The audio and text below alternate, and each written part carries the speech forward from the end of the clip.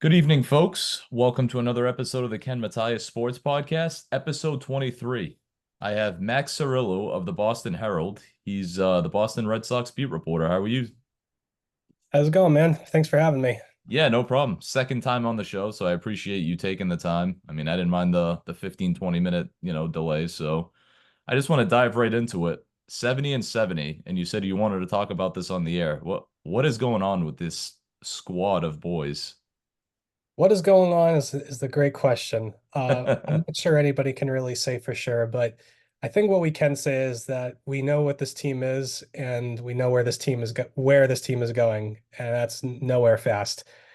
Look, I think we all had high hopes. Around the All-Star break, they 10 games above 500 was trending in the right direction, and now we're going on a month and a half of just really bad baseball. And what's the outcome? They were 35 and 35, 70 games into the season. Now they're 70 and 70 the next 70 games into the season. It's odd symmetry, but I mean that kind of tells the whole story. This team is, I guess, what they are, what we thought they were, as the late great Dennis Green once said, which is just And we okay. let him off the hook. Yeah, I don't know if these guys are gonna get let off the hook though. No, yeah, yeah, yeah. It's rough, man. It's just been a tough couple weeks that, you know, I think there was a while where you could say, oh, they have a chance, they have a chance. I mean, they do have a chance, but no.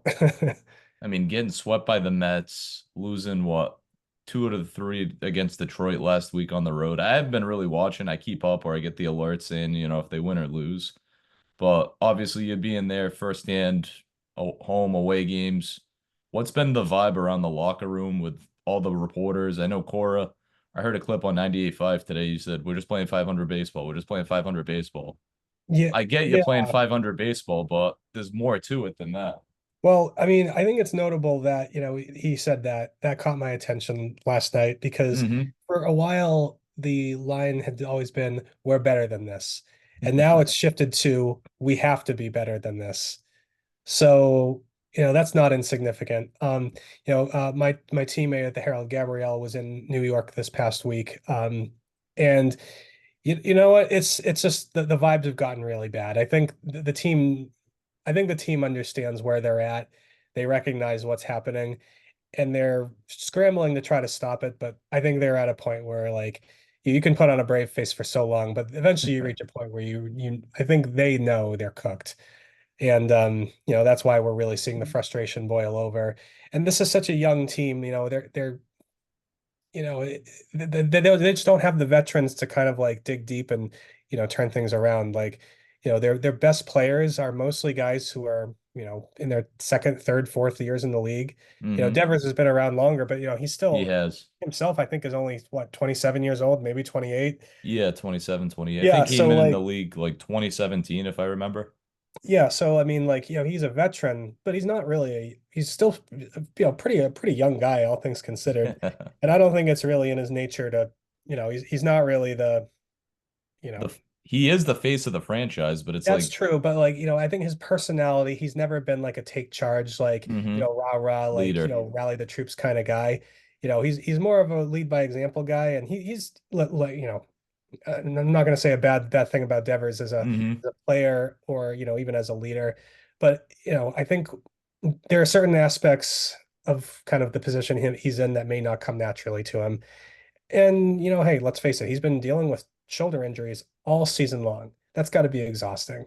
So, I can understand how and why he got in the spot he's in. But look, the team, yeah, I think it's like I said, the team, they're not in a good place. I know, unfortunately. I mean, I'm still hoping for the best with what, a month left into the season. And it's like, what are they, five, 6 games out of the wild card now? And it's like, they got to turn it around. I mean, now you're playing the White Sox and you basically have to sweep that series just to get at what, 73 and 70. And then you got 19 games left to figure it out. It's like, Well, going into the stretch, I thought that this was their shot. They had about a 14 or so game stretch where you're playing the Blue Jays, last place. yep. Then you play Detroit, you know, not a particularly good team. You're playing the Mets, who are on paper a comparable team as you, a borderline wild card team. Um, and then you got the White Sox who who stink. This was a stretch where and their competition cooperated. The Royals lost 7 straight games. The Hmm. Twins have really not been very good. All the Red Sox had to do was be okay. And if they were just okay, they would be in playoff position right now. And instead, they've frankly stunk just as badly as those other two teams. And so now, yeah, sure, you could sweep the White Sox. That would be great. You might even sweep the White Sox and gain 2 or 3 games in the standings. That's great. Well, what happens next? Now you got Baltimore, and then Oh you got the God. Yankees. Then you've got the Twins.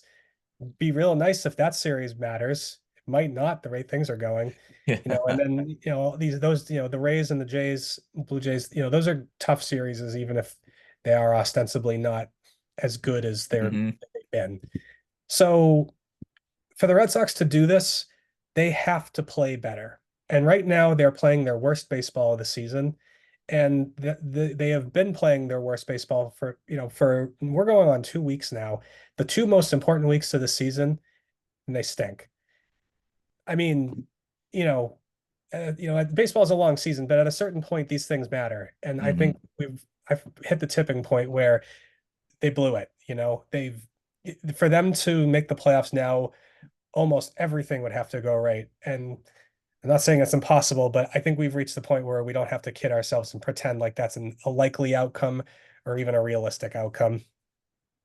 I know. I mean, it's every single year, Mac. I mean, I get disappointed. It's them and the Bruins every single year. And now the Patriots, unfortunately, but I'm trying to be optimistic about that heading into Sunday, but that's a different story.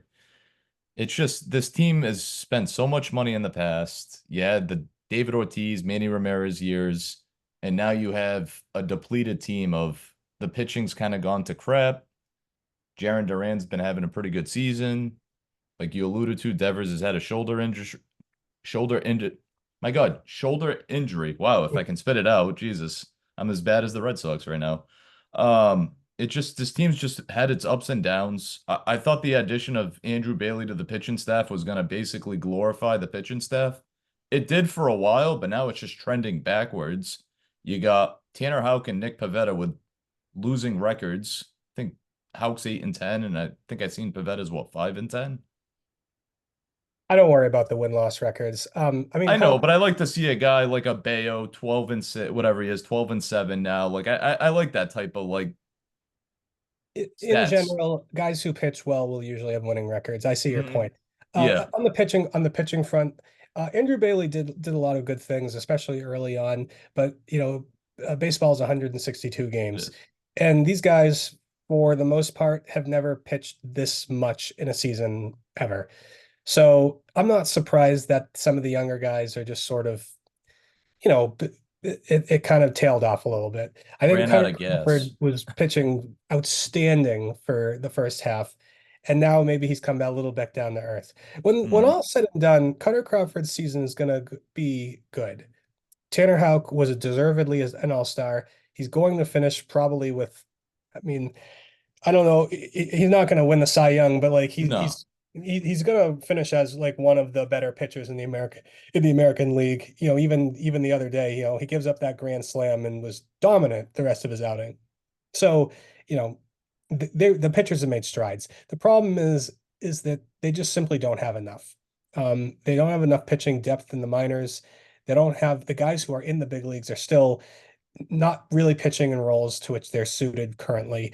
Houck, I think, has graduated to being a top of the rotation type of guy. Hmm. But ideally, he's probably a 2 or even a 3 on a championship team. And that's very valuable. It But is. if Yeah. he's your best pitcher, you know, he still has other levels to go. Houck will, I believe, is at this point is perfectly capable of leveling up even further. But right now, yeah, he's very good, borderline great, but he's not quite at that top level. None of these other guys are too. Bayo has taken awesome strides in terms of his stuff, but his consistency is just not there yet on an outing to outing basis. Crawford, I think, is going to be a terrific, mid rotation anchor. but not an elite guy necessarily. And Pivetta, I think at this point it's safe to say Pivetta is who he is, which is Hmm. a quality major league starting pitcher. But again, they don't have a Corbin Burns, they don't have a Garrett Cole. That's what this team needs. You get a guy like that, everything else falls into place. And as for the bullpen, same thing. A lot of guys who are young, inexperienced, some of the guys actually old and inexperienced. It's just it's a lot of innings to cover over a season. And I think this season will be good for the pitching staff, and that now going into next year, these guys will really know what to expect. But again, they had a chance this season to, make some moves, bring in some people, and they largely did not. And I think they got what they wanted, but they could have gotten more. And that's what's frustrating about maybe their decision not to be a little more active in the offseason market last year. And I mean, hey, they brought in James Paxton at the trade deadline, so it's not like they didn't do anything at the deadline, They but tried that somewhat. clearly, obviously, that didn't work out. And I mean, James Paxton getting hurt isn't exactly a shocking outcome, let's just say. He'd been durable this year, but he does not have a track record of being durable over the last few years. So it, yeah, that's sort of the way it played out as far as the pitching goes. No, that's good analysis. I mean, that's great insight, but it's just I don't even know what else to say about the bullpen or the starting pitch. And it's like Lucas Giolito, he went down before the season, I'm pretty sure, in spring training. Yep. Is he gonna basically, you think he has a high chance of opting back in that second year? I mean, you might as Oh well if yeah, you're yeah, paying yeah. the guy almost 40 million in 2 years. So Yeah, well, I mean, he'd be crazy not to opt in. I mean, that's why he did the deal that way, is literally to rebuild his free agent value, but also to protect himself just in case something like a season-ending injury happened. Now he is guaranteed the 25 million next season, and in theory, he should have a chance to pitch, be good, hopefully. So yeah, looking ahead as far as the pitching staff goes, like Giolito coming back will be a huge help. I mean, that was a guy he should have been their big pitching mhm. addition this season, and it didn't work out, obviously. So next season you have a rotation that will include Houck and Giolito up front and Bayo. So that's a solid three to Good work with. three, yep. You got Crawford coming back, who certainly is going to be in that mix. Nick Pivetta is a free agent. So big question. Do they bring Pavetta back? Yes or no? If they do, well, we'll see. We'll see how things go. If they Hmm. don't, I'd be very interested to see who they end up targeting to fill that spot. Um, I don't think you can really count on Garrett Whitlock to be healthy through a full season. If they go that route, Garrett Whitlock's a wonderful human being. Love the man. He I seems like you it. can't you can't count on him to fill that kind of hole now, not after, he may not even start the season healthy. Like he may not be ready to debut until May or April, late April or May. So, you know, whatever they get out of Whitlock is great. You need a starter. So they got to find somebody. And obviously there's, a lot of guys out there. Probably the most impactful, Corbin Burns, probably the best free agent pitcher on the market. Getting him is a double whammy. Makes you better, makes the Orioles worse. Boom. That would be the best case scenario as far as the pitching goes. The biggest, most impactful addition they could make this offseason. But this, obviously, the Red Sox track record, not promising when it comes to outside pitching and, additions, not recently anyway. But things have changed. A lot of the young guys that they've been building up are in the majors. Many of them are contributing. And then the big four are knocking on the door. So perhaps now is the time to start using your resources to make a push. Certainly just sort of what they're doing isn't really getting any different results. You're trending towards a third straight blah season, right? Oh my God. Since 2021, it's been just downward spiral. 22, 23, and now 24 is heading that way. It's like, I don't know if they were cursed by the Astros losing the ALCS. What was it, game seven? I mean, that was gut wrenching for me because I thought we had a chance to actually make the World Series that year. So, Yeah, game six. oh, game Cursed. six, They, that's what they it weren't was. cursed. They weren't cursed. No, no, they just they made some decisions, and those decisions have consistently yielded underwhelming results. I So, mean, yeah, I mean, there was talk of Evaldi coming at the trade deadline, I should say, coming back. I'm like, wow. I mean, I'd love to have this guy, but he's what, 34 now, maybe 33, 34. It's like you want another aging pitcher in the rotation of some young guys and then whoever else. I mean, they just signed Rich Hill, what, a few weeks ago, and he's been thrown into the mix in relief. So I don't know. It's a good point you brought up the big was a trio down in Worcester. I mean, Mayer's out for the year apparently. Anthony's been doing pretty well. Teal's Yeah, been that's putting it lightly. Number yeah, two prospect in baseball, Roman Anthony. How about that? that's crazy, and he's still in the minor leagues. Like, what the heck? I Gonna mean, be so number one is Junior Caminero from the Rays. and he's Gonna already gra with Tampa. gonna graduate from the rankings by season's end. So Roman Anthony, by all accounts, will probably be number one prospect in baseball Wow. heading into the next season. When was the last time the Red Sox had the number one prospect in baseball? I mean, Could it be Hanley Xander, Ramirez? Maybe I don't know if Yeah, Hanley was ever number one. I know never mind. Xander was like number two, but Hmm. yeah, it's uncommon. So, they got four of the top 26 between Mayer, Anthony, Kyle Teal, Christian Campbell, who at I this did point I see think we that just the gotta other lump day. in with those other three. Like he's awesome. And then, there's two other guys who are further down the list and further away from the majors. But like, from a farm system perspective, business is booming. So Yeah. a lot to look forward to there. But you know, they gotta the Red Sox should be operating under the do everything principle. Hmm. Now that they've invested 5 years into building this thing up, well, congratulations. Now you probably are going to have the number one farm system in baseball this offseason. And now you've got an infrastructure where the pitching development, the funny thing with the Red Sox best pitching prospects is that like Quinn Priester is the prospect, not in like the official sense, right? He's has enough major league experience. But if he'd never made the majors, he'd be a top prospect probably right now. I mean, Hmm. there's a decent chance of that. They got other a bunch of other guys who are interesting, we'll just say. So it's on that front where things have massive improvement. So now it's just a matter of like how serious are the Red Sox about expediting this thing? Get that ace in here. Um, the lineup is kind of good. Like I don't think they really need to make too many big, things next year. Trevor Story should presumably be healthy. He'll probably be back in the majors within the next 2 weeks. Get a little, finish the season, hopefully get a little momentum and have a Hmm. healthy offseason. Devers is obviously under contract. Rafaela is going to be with the team. Duran is, I mean, God, what a season he's having. I mean, Out of unbelievable. nowhere. Unbelievable. Yeah. Will Abreu is solid. You're gonna Connor Wong and probably maybe Teal might have a decent chance of starting the season with the big league team. Oh, that'll be awesome. Healthy Casas. Second base will be one of the young guys probably. Von Grissom, maybe Christian Campbell. I don't know. That'll be a fun spring training competition, I think for sure. Um, I guess, and then Yoshida as a DH.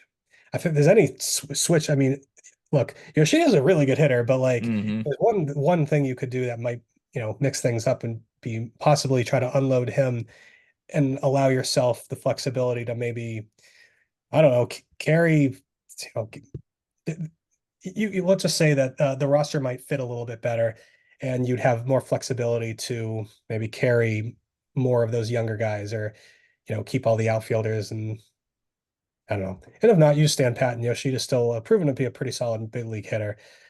So on that front, like I think the offense is fine. I think they're going to be okay in that stretch. It's really the pitching. You level up the pitching, and I Hmm. do think that we see a breakthrough next year.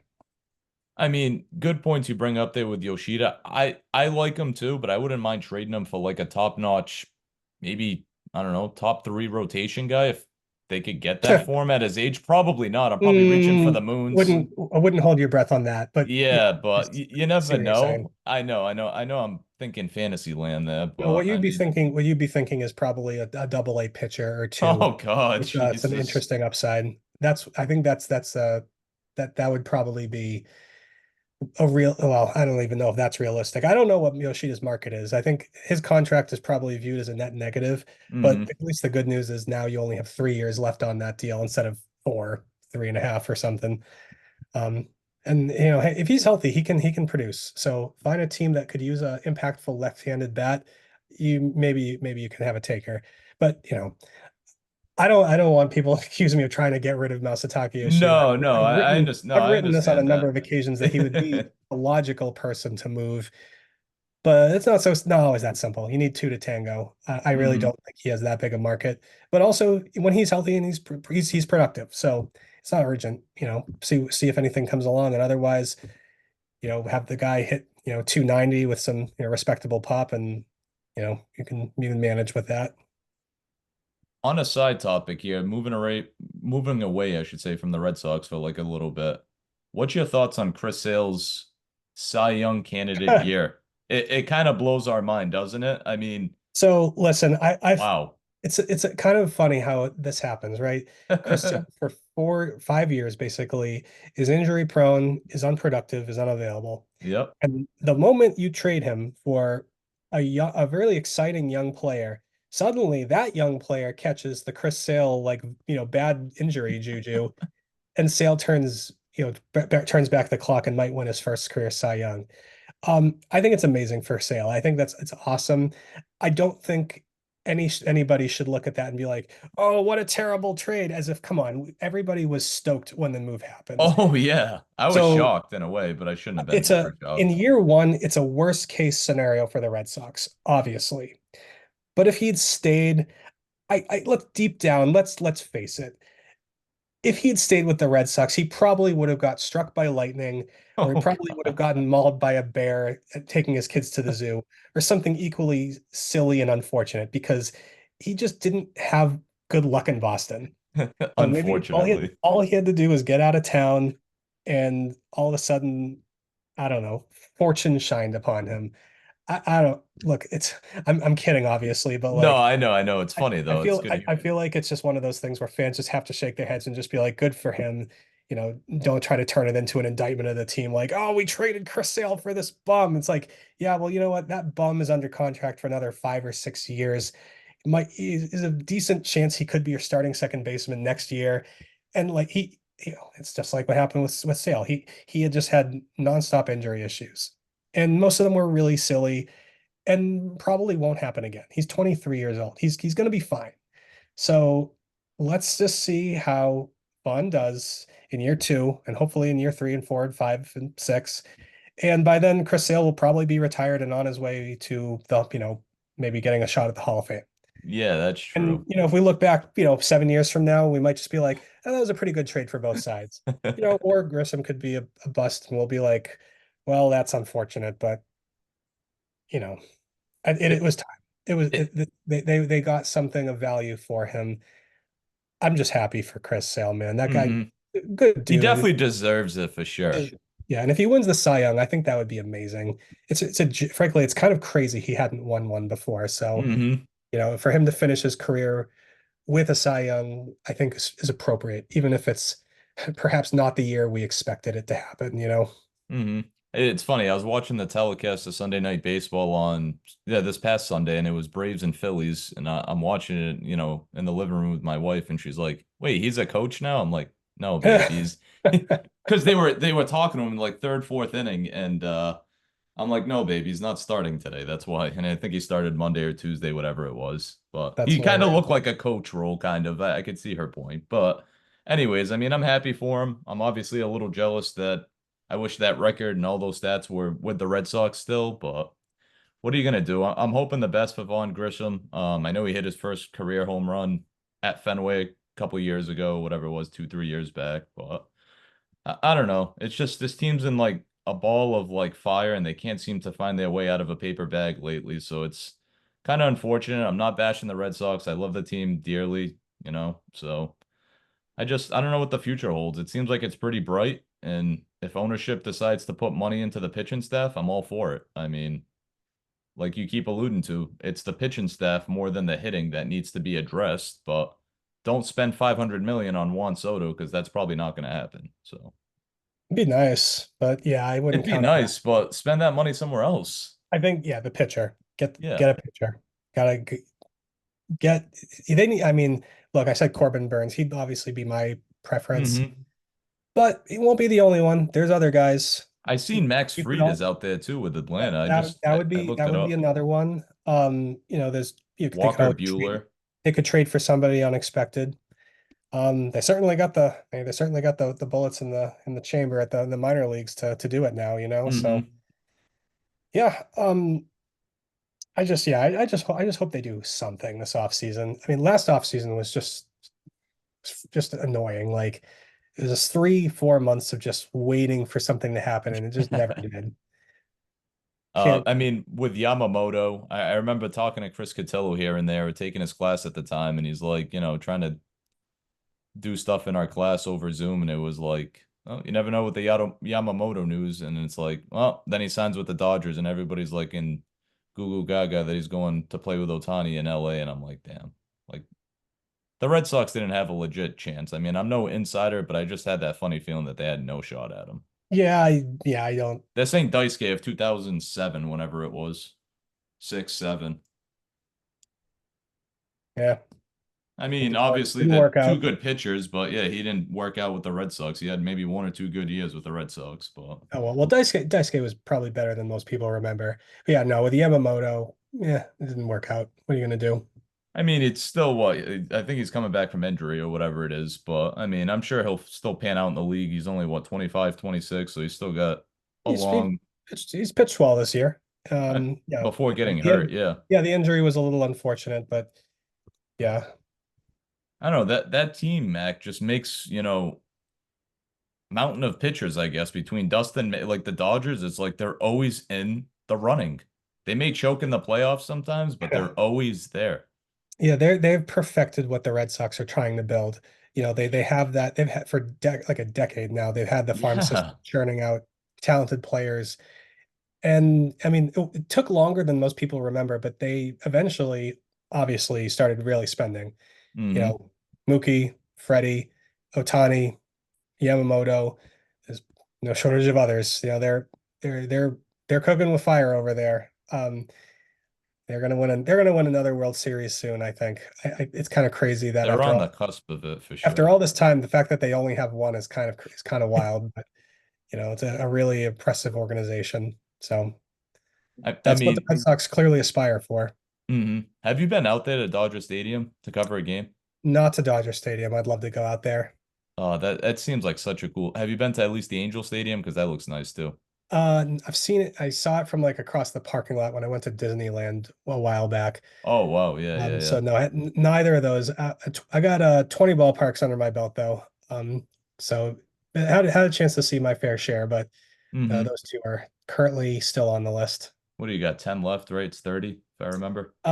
So technically I have 12 more because two of the 12 more. parks that I've seen are defunct. So yeah. So still got a little chip. I got about a third of the list to go, basically. That's not bad though. I mean, to see most of the ballparks, that's impressive. I mean, that'd be a dream of mine to see any kind of stadium in any sport, at least the majority of them. But it's Yeah, obviously it's but baseball is a little baseball special. I mean, it is. with football stadiums can be distinctive, but like Mm-hmm. basketball and hockey arenas, like Because once they you've seen share it. one, you've seen them all, right? Yeah, it's all the same stuff. But I mean, do you have anything else to add to the lovely bloody Red Sox? I mean, I don't know. I'm trying to keep it professional here, but Yeah, you know what? I think I hate to say that they're done, but it certainly hurts feels my that way. feelings here. And Look, if they rip off like, a big win streak and put themselves back in the hunt, I I'd love to see it. Honestly, like when you're around all these players all this time, you don't want to see them fail. hmm You do want to see them succeed. Obviously, it's good for business if the Red Sox are winning. More interest in the team is good for everybody. But look, I consider myself an optimistic guy, but I'm also realistic. And I think at this point, I think most fans can probably safely start looking ahead to the offseason. And I if it happens, great, but I don't see it. because they'd have to play what the 1 game wild card or whatever it is, and then go to the division series if they win. Isn't that Well, how it it's works? three games now, 3 game Three wild game. card That's series. what it is. I'm sorry, they did change that recently. Yeah. So it's like whoever they would play, it'd be what one of the wild card teams. So it'd be like Kansas City. No, it would be the worst. It would be the lowest division champion. So right Okay. now, I think that would be the Astros. Oh God, no, please. Yeah, I yeah, wouldn't yeah, even watch probably 1 minute of it, unfortunately. it'd be rough. Oh my God, So no. Flashbacks of 2021 for sure. yeah, not what you want. No, I mean, obviously they've had an up and down year, but they started to turn it on, even though Verlander, I think I seen his record, he's like 3-5, and it's like, all right, what do you want for a 41-year-old guy? But I don't know. It's just I'm hoping they finish strong at least, and at least maybe a 2 or 3 games over 500 and just call it a year, and that's it, you know? It would be that would over 500 would be progress at least. If they finish 78 and 84 I again, I know. mean, Flip it. 84 and 78 would be nice. yeah, I mean, it's not the best. I know. get a It's win not streak 90 and going. 72, but I mean, Get a win streak going, you know. Oh, well. it's just, I don't know. It's just tough seeing this team the way it is, and ownership just needs to invest in money. I'm sorry. I mean, I'm not dogging ownership and I'm not bad mouthing people, but it is what it is. I mean, last year I think I talked to a guy from the Twins or whatever it was, and I think he wanted my opinion on Heim, and I'm like, hey, like I know that's probably a buddy and stuff, so I'll try to keep it like PG, and it's like you feel like you just want to rip people, and it's like, no, it's not worth it. But I mean, it is what it is. I don't know what else to really say. I'm running out of words to say about it. Sounds like we got ourselves a pod. We do. No, I definitely appreciate it, Mac. Feel free to throw your socials where people can find you obviously with the Herald and the beat coverage. Yeah, yeah. Well, yeah, like you said. So read me in the Herald. You follow me on Twitter at Mac Cerullo, MacCerullo. And yeah, we'll go on this journey together the last month or so and into the off season. Appreciate it, Mac. Thank you so much, sir. No problemo. Thanks for having me, man.